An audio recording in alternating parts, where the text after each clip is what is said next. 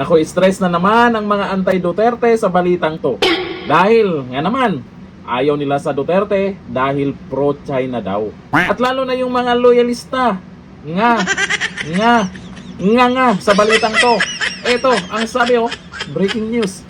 Chinese nationals, visa free. Free. Nasa Pilipinas. Tama kayo sa narinig nyo? Sana all na lang no? Sila libre. Tayo hindi. Aba, malamang, tuwang-tuwa ang mga Chinese niyan. Pupunta dito sa Pilipinas yun. Tayo, ano na? Yung mga galit sa mga inchik dyan. Yung sinasabi nilang, ayaw namin sa mga Duterte dahil ayaw din namin sa China. Pro-China kasi yung Duterte. Gusto namin kay Marcos. Marcos kami. Nga kayo ngayon. Ito sa balita. Paano kaya ipagtanggol nila? Sabagay, alam naman natin, hirap na silang ipagtanggol. Ayon dito sa balita, magbibigay na ng visa-free entry ang Pilipinas para sa mga Chinese nationals simula Enero. Ngayon na pala, ang bilis bukas na, 16, 2026. Ayon sa anunsyo ng Department of Foreign Affairs. Bakit? Ano kayang dahilan? Kailangan na ba? Kailangan na bang may kita? Pero bawas kita yan, kailangan siguro ng turismo. Oo, kasi bakit yung iba, dumidiretsyo kayo ng Davao City? May mga pumupunta doon sumatsambay. Bakit sa ibang lugar wala? Sa ilalim ng bagong patakaran, maaaring pumasok ng walang visa at manatili ng hanggang 14 na araw ang mga mamamayan ng China para sa turismo o negosyo, ngunit sa Manila at Cebu airports lamang. Manila. Naku, kailangan pala sa Manila. Malinaw ng DFA na ang visa-free entry ay may malinaw na limitasyon sa tagal ng pananatili at mga paliparan sa nasaklaw. Bilang bahagi ng mas maingat na pagbubukas ng bansa habang pinapalakas ang ugnayang pang-ekonomiya at turismo. Di ba? Kailangan talaga ng Pilipinas yan. Alam nyo naman, yung issue ngayon sa korupsyon, pinag-uusapan na yan kahit sa ibang bansa man. Yung iba, kung ikaw, siyempre, yung iba, malamang, takot magnegosyo sa Pilipinas yan.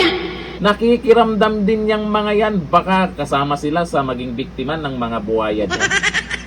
Inaasahang magdudulot ito ng dagdag na turista. Talaga ba? Talaga ba? Dagdag turista daw sa mga Chinese at business travelers, lalo na sa Metro Manila at Central Visayas, habang patuloy na minomonitor ng pamahalaan ang epekto nito sa border control, seguridad at lokal na ekonomiya. Mukhang naghahanap na sila ng paraan. Kasi lugi na talaga ang Pilipinas na ngayon. Ewan ko lang kung kakayanin hanggang 2028 yan. Maganda din naman yan.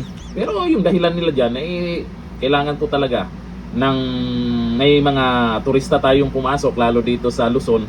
Pero ang nakakahiya po dito, dating inaway at kung ano-ano yung pinagsasabi tungkol sa China, ayaw sa China, lalo na yung mga loyalista alam naman nating lahat, isa yan sa dinadahilan nila na ayaw sa Duterte dahil pro-China at kung ano-ano pa yung pinagyayaw-yaw nila. Pati ngayon kayo ay, ang sabi ng mga nag-comment dyan, paano yan? Nabudol na rin kayo, di ba? Ramdam namin kayo. Kasi dati rin kaming tagapagtanggol ni Donyor, yung may unitim pa. Pero ang sakit talaga sa ulo, na yung pinagtatanggol mo ay biglang magbabago. Paano ikaw, bigla ka na rin magbago ng pinanindigan mo, ng pinaglalaban mo? Di ba? Ayon pa dito sa mga nag-comment Grabe yung balitang yan. Sabi ni Danny Salazar, paano yung mga galit sa mga singkit? Ito na. Tapos ililibre pa ng visa. Parang ganito yon. Galit ako sa'yo, pero libre kang pumasok sa bahay ko. Ang labo-labo Diba? Wala, ganyan sila mag-isip matalino daw sila. Magaling sila. Magaling yung pinagtatanggol nila. Sabi ni I don't like to. Nung nakarang administrasyon, grabe ang puna ng mga politiko sa presidente dahil daw maluwag magpapasok ng Chinese. Asan kayo ngayon, mga maiingay noon? Paano yan? Baka naman, may mag-iingay dyan. Tameme na naman ang mga yan. Baka Duterte na naman ang sisihin nyo dyan. Sabi ni Dave Jan Aguilar, kambyo para may kakampi paghulihin ni Trump. Teka lang. Chismis lang yan.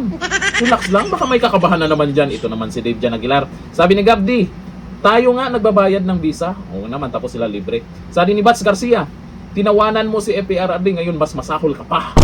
Sabi ni Litong, para-paraan na lang para tumaas ang turismo. Aba, siyempre, kailangan. Bakit naman kasi yung iba dyan, diretso sa Davao City lang? Eh baka naman, sa ibang lugar naman. Lalo dito sa Manila, di ba? Di ba? Ngayon, sino ang pro-China? Ha? Iyakan na naman kayo, di ba? Hirap na eh, no? Hirap ipagtanggol. Pero huwag kayong mag-alala. Balita ko, paldo kayo. Sana all. Hanggang dito lang, Thank you.